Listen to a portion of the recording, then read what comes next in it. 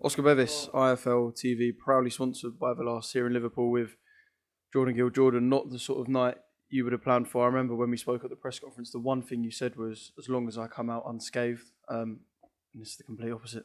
Bloody jinxed me, didn't you? What can you do, eh? Yeah, frustrating, very frustrating night.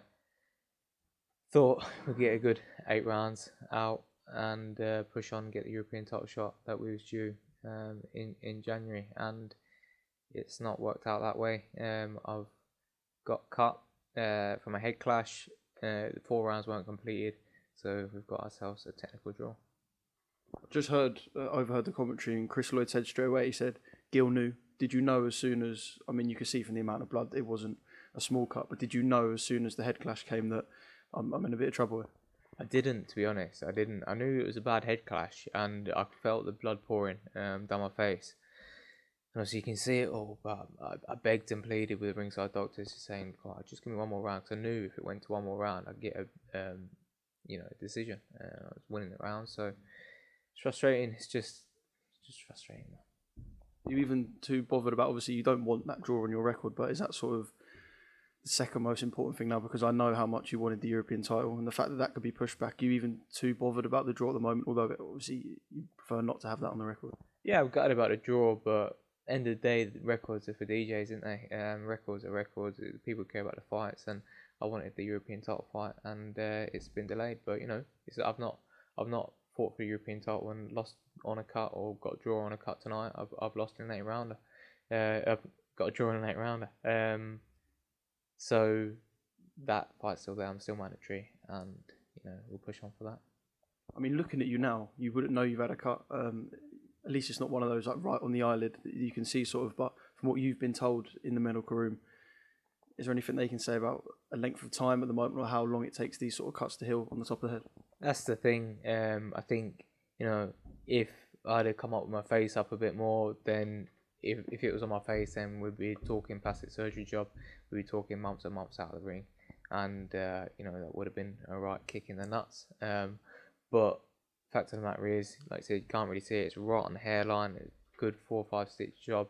Very deep cut.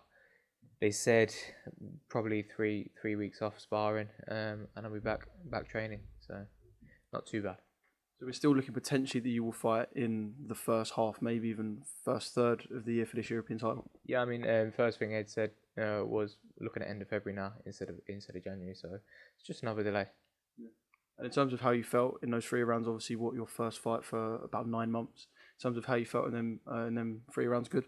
Yeah, I felt alright. I was just getting my time. I'm looking at him in the first round, popped a couple of jabs, started getting a bit of a groove in the second round. Third round, he started throwing a few more punches. I was riding him. I know it's an 8-round fight. Practicing things that I've been working on. I made mistakes. Lost my shape a couple of times, but like I said, I've been out since February. This is what this fight was all about. It was about practicing, and I made the mistake of coming in with my head at the same time as him. I got cut.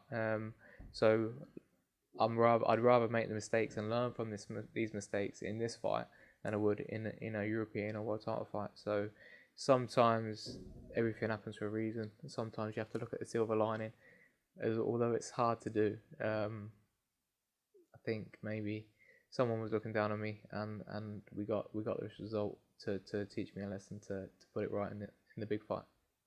It just means that European title win in February is going to be so much sweeter. It is, and everyone keeps saying to me, "Yeah, but when you get there, it'll be good. When you get there, and it's you just want to get there, don't you? Get there now, but we will. We keep chipping away. This is character building, as they say, and I've had plenty of character building moments in my life, and we just keep persisting.